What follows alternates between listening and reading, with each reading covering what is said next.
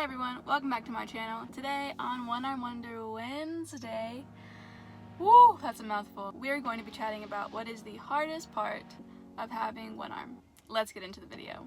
Okay, so for simplicity's sake, the style of this video is I'm going to tell you guys a series of stories that happened to me over my life, and then afterwards I'm going to tell you guys what I learned from those experiences. And hopefully this will give you guys some perspective on the struggle. So the hardest part about having one arm, believe it or not, is not a certain task in particular, but it really is people.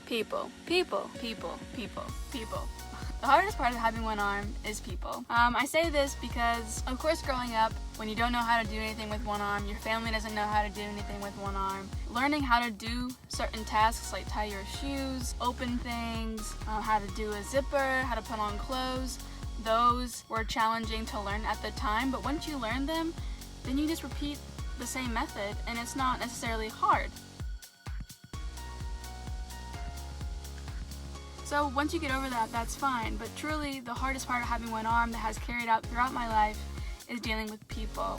People's assumptions, people's reactions, people's staring, people's ignorance, people's judgments. So anyways, let's get into story time. Story number 1.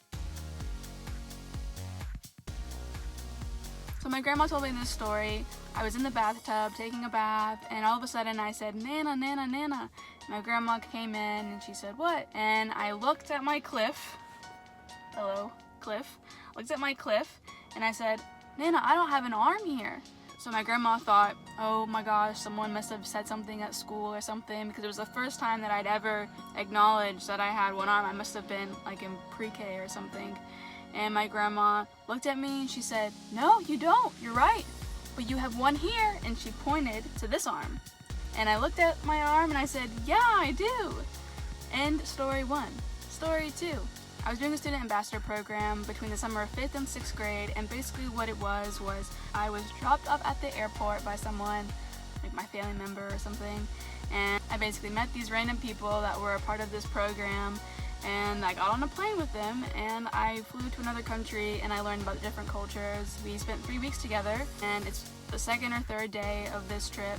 My mom and I meet because she was in France at the time. I'm crying to her and I'm telling her how no one will talk to me, how people avoid me, people stare at my cliff, people get really awkward around me and don't know what to say. And so then I'm left out of a lot of things and I feel very alone on this trip. And it's the beginning and we still have 3 weeks together. And my mom just looked at me and she said, "Faith, you don't get to be shy. You have to be the one to break the ice. You have to be the one to introduce yourself first.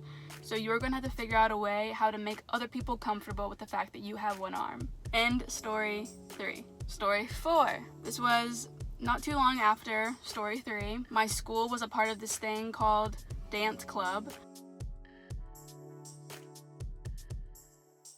where kids and surrounding schools would get together and they would learn traditional dances like foxtrot or salsa, things like that. We were all put into a room, boys and girls were mixed, and we were randomly paired. When the guy got to me, he literally just stared at my cliff and or would have this expression.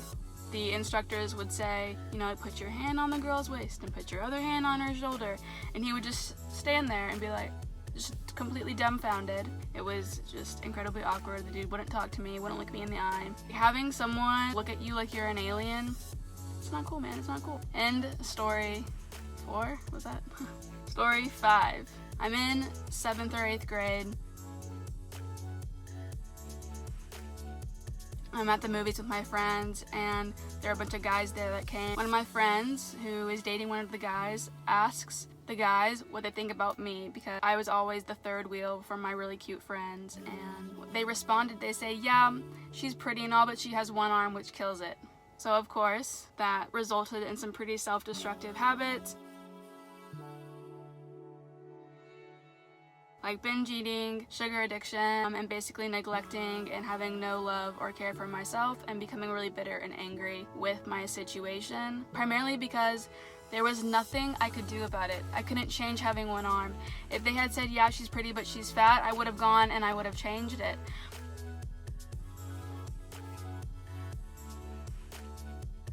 but having one arm, I could not fix it. There was nothing I could do. So having someone say that you'll never be enough because of something that you can't change about yourself, especially hearing that at a young age when like your mind is still forming and you're still learning how to function in this crazy world and with this insane society, that was hard.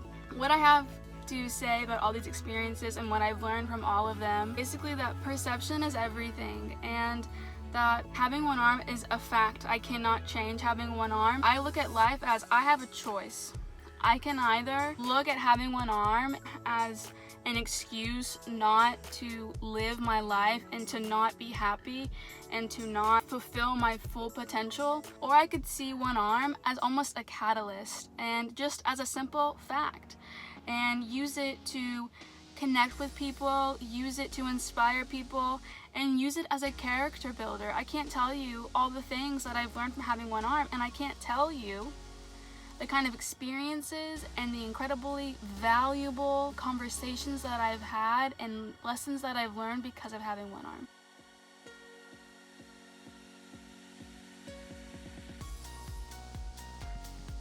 The second thing I've learned is to let go of perfection, because I think here in the US especially, we are obsessed with optimizing things, even when it comes to physical attributes and the way that we look. However, I have found that that race is infinite and it is exhausting, and at some point you have to just look at yourself and say, I'm going to love every ounce of who I am and what I am, because there is only one me. In life, everything is duality. You cannot have light without darkness. If we had the sun all day, we wouldn't say like, oh, it's bright outside, because we wouldn't have known the darkness. We need the moon to know how bright the sun is. So I think that in order for us to really see and embrace, harness, and own our strong suits, we need to also become acquaintances and love our not so bright sides.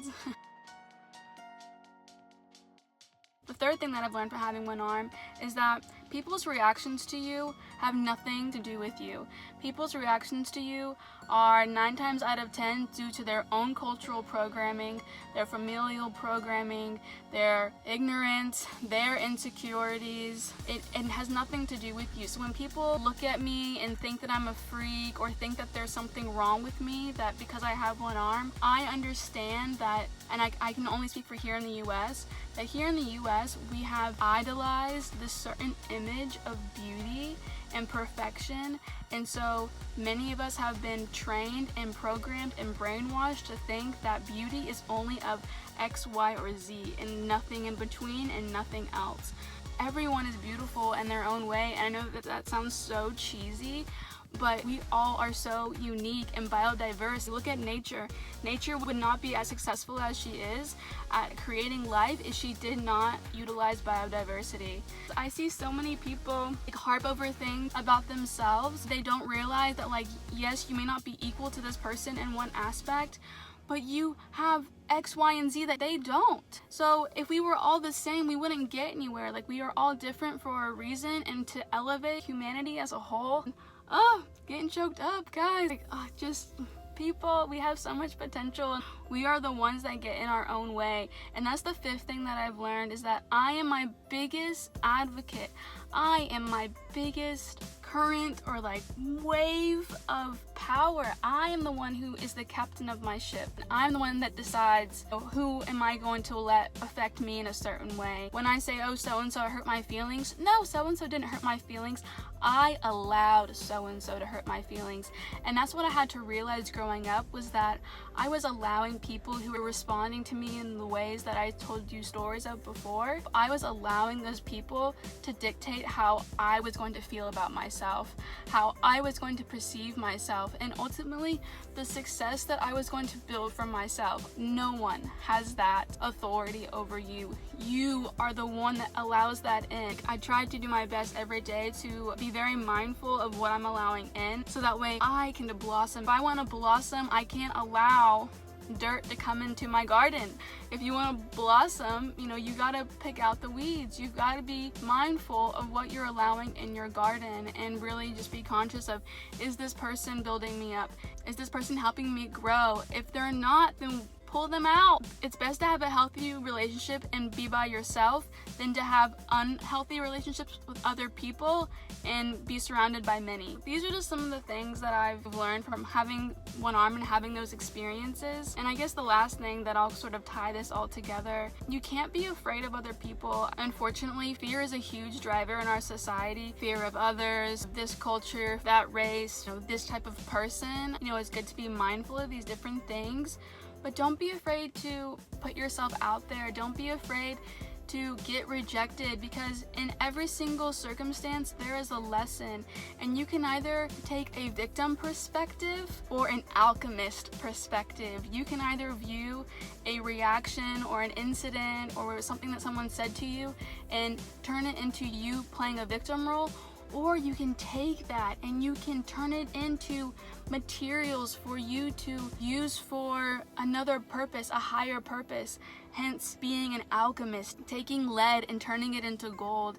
And guys, these are your choices. You just have to become incredibly conscious of the movie that's playing in your mind, the movie about yourself, the movie about your life, the movie about your strengths, your weaknesses, why you can or can't do something. At the end of the day, the movie in your head, it's just a story, and you can rewrite it.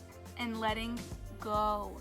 Let it go. Don't hold on. Letting go of what people think, what people are going to assume about you, what people are going to judge you for. Because if you hold on to those things, you are always going to stunt your growth, and you will never reach your full potential if that's what you're worried about your whole life. You will never get there because those things are holding you back. If you want to be the person that you were born to be, you gotta just focus. Be like, this is my target and I'm going there, and you just have to be eye on the ball.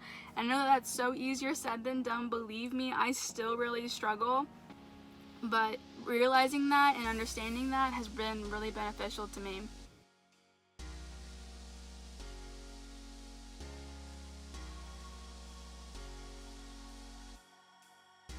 And guys, just be patient. Be patient with yourself to really learn something. It takes repetition and it takes consistency. Alright guys, I hope you guys enjoyed this video. Please give it a thumbs up if you liked it. Please share it with someone who you think would benefit from it. And of course, please comment on my video about something that you would like to see, because I do read every single comment. And yeah, alright, talk to you guys soon. Bye.